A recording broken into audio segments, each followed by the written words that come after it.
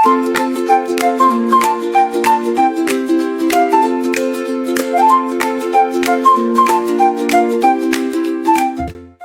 заманда, бағзы бір уақытта шат-шадыман өмір сүрген апасы мен атасы және олардың сүйікті немерелері Ая мен Микки өмір сүріпті. Ата үлкен балтасын қолына алып, қалың ағашты шауып жатыр. Үйге ошақтарды жарып дайындап қояйын. Киіз үйдің алдында мейірімді жүзді апа жайқалып отырған. Ол атаның қасында күлімдеп, екеуі көңілді әңгімелесіп отырған сәт. Ал Ая мен Микки алқапта дала гүлдерін теріп, қуанып ойнап жүр. Олар терген әдемі гүлдерін апасына келіп беріп: «Апа, біз бауырсақты сағындық, бауырсақ пісіріп берші», деп сұрайды. Апа жылы жымиып үйіне кірді. Сүт пен ұнды илеу арқылы қамыр дайындап бастайды. Ол қамырды домалақтап, бауырсақ етіп бөліп қойды да ыстық майға салып пісіріп алды. Сол сәтте бауырсақтың хош иісі бүкіл үйді жайлап кетті.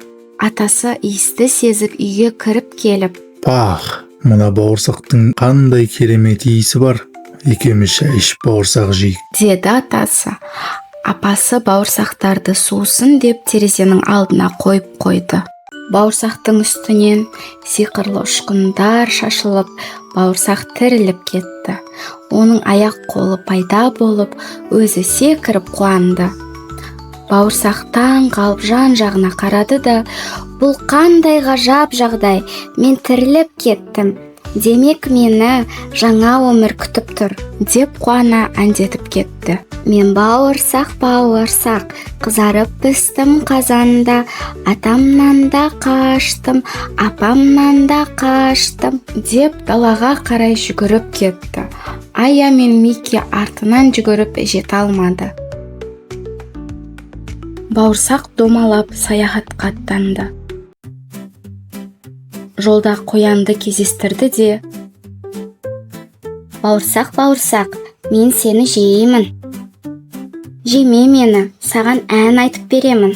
Мен бауырсақ, бауырсақ, қызарып пістім қазанда, атамнан да қаштым, апамнан да қаштым, ал енді сенен де қашып кетемін», деп қояннан қашып кетеді. «Еху, ура!» Одан ары келе жатып қасқырға жолықты. «Бауырсақ, бауырсақ, мен сені жеймін». «Мені жеме, мен саған ән айтып беремін. Мен бауырсақ, бауырсақ, қызарып пістім қазанда, атамнан да қаштым, апамнан да қаштым, қояннан да қаштым, ал енді сенен де қашып кетемін». Сөйтіп қасқырдан да қашып кетеді. «Еху, ура!» Одан кейін орманда аюға жолықты. «Бауырсақ, бауырсақ, мен сені жеймін». «Аю, аю, мені жеме, саған ән айтып беремін. Мен бауырсақ, бауырсақ, қызарып пістім қазанда, атамнан да қаштым, апамнан да қаштым, қояннан да қаштым, қасқырдан да қаштым, ал енді сенен де қашып кетемін», деп осылай аюдан да қашып кетеді. «Еху, қаштым, қаштым». Соңында бауырсақ айлакер түлкіге жолығады. «Ой, бауырсақ, бауырсақ, сен сондай дәмдісің ғой, мен сені жеймін. Мені жеме, мен саған ән айтып беремін.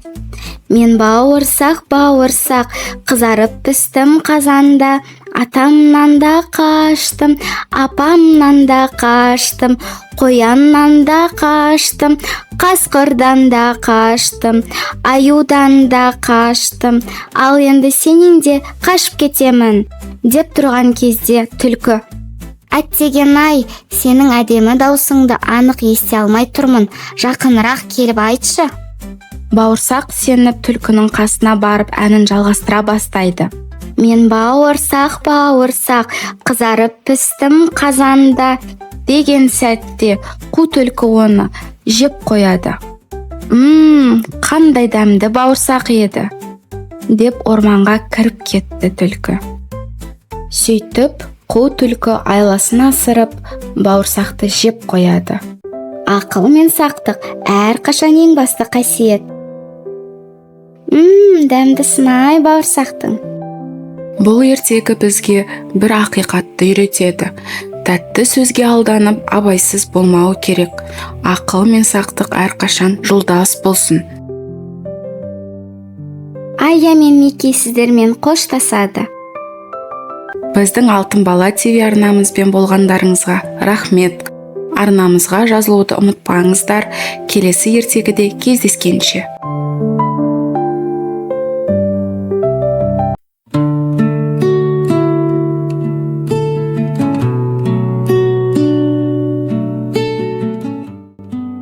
Ата, бүгін бізге қорқынышты ертегі айтып бересіз бе?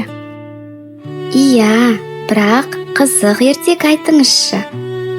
Жарайды балаларым.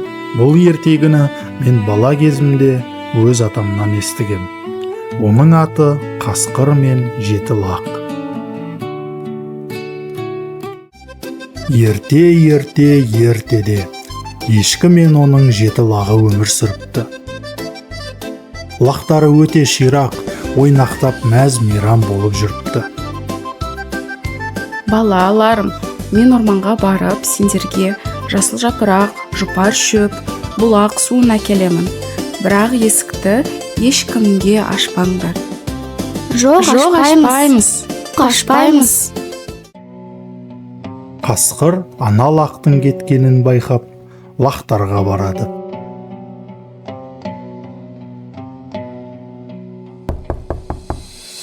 Балаларым, ашыңдар, аналарың келді.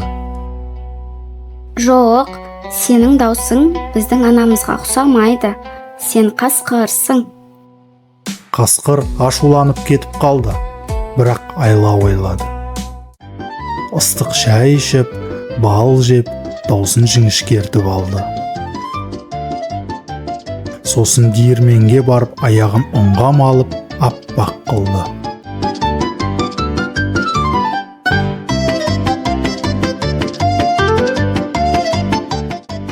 Балаларым, мен келдім, ашып жіберіңдер.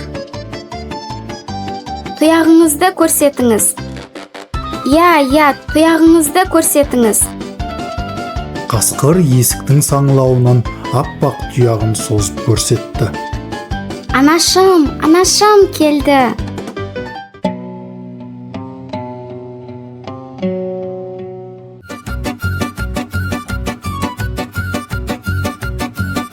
Бірі қазанға тығылды, бірі көрпенің астына жасырынды, ал бірі перденің артына тұрды. Бірі дастархан астына кірді, тағы бірі жастықтың астына кірді. Ал ең кішкентайы үн шығармай кебеженің түбіне тығылды. Қасқыр асығып іздеді, бірін қазаннан, бірін көрпе астынан тапты. Барлығын қарнына тығып алып кетті. Тек ең кішкентайы кебежеде қалды.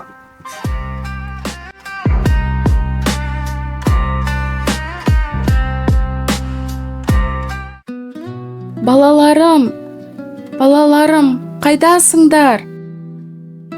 Кішкентай лақ болған жайды анасына айтып берді. Ешкі жылап тұрып орманға қасқырды іздеуге шықты.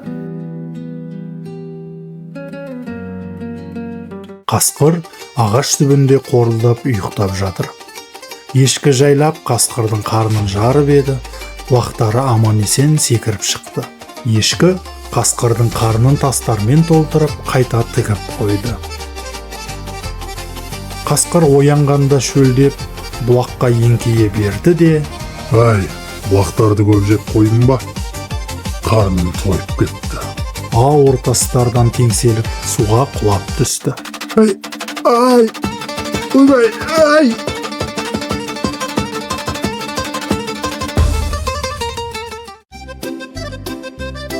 Балалары анасымен қайта қауышып, шаттана ойнап жүрді.